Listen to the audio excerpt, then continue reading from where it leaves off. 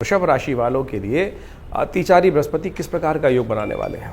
देखिए महाराज, आपकी राशि के दृष्टिकोण से आप देखें तो बृहस्पति महाराज आपकी राशि में जो स्वामित्व का प्रभाव रखते हैं वो बहुत महत्वपूर्ण भावों का रखते हैं।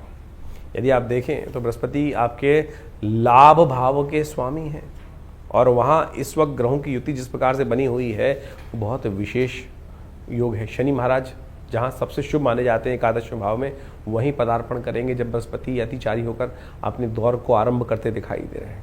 क्योंकि दौर है बृहस्पति का, अतिचारी का दौर। 4-5 साल के लिए बृहस्पति अतिचारी रहेंगे और ऐसे में बृहस्पति का ये जो योग है वो आपके लिए बहुत विशेष योग बनाता दिखाई दे रहा है। इस पूरे अतिचारी बृहस्पति के गोचर के अंदर आपकी राशि के दृष्टिकोण से जहाँ जहाँ बृहस्पति का पदार्पण होगा वो बहुत शुभ भाव माने जाएंगे।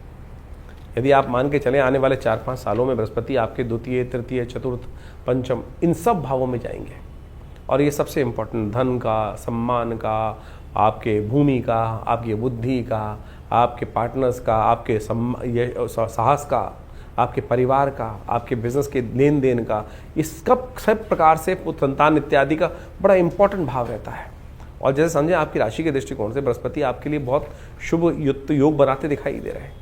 और सबसे इम्पॉर्टेंट 12 साल बाद कहा जाता है यदि बृहस्पति का योग देखा जाए तो जितने भी धनाढ्य विश्व के बड़े बड़े धनाढ्य व्यक्ति योग हैं वो जहां बृहस्पति पदार्पण करने वाले हैं, अतिचारी का जो दौर शुरू होने वाला है, वहीं सबसे ज़्यादा बृहस्पति का संबंध शुभ माना जाता है।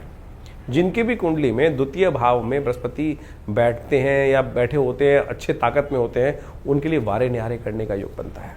तो वृषभ राशि वालों, आपकी राशि के दृष्टिकोण से ये हमें दिखाई देता है कि बृहस्पति का अतिचारी योग आपकी राशि में सबसे इंपॉर्टेंट रहने वाला है।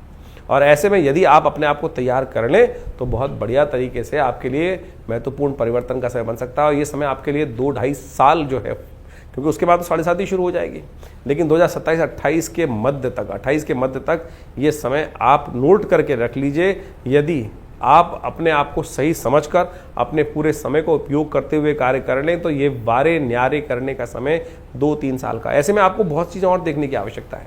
देखिए, गोचर का ग्रह और आपकी विशेष तौर पर जन्मपत्री के ग्रह दोनों के दोनों बड़े एक योग होते हैं। गोचर में कई बार ग्रह बहुत ताकत में होते हैं, लेकिन जन्मपत्री में विंशोत्तरी इत्यादि दशाओं के इत्यादि वहाँ योग नहीं बन रहा होते हैं।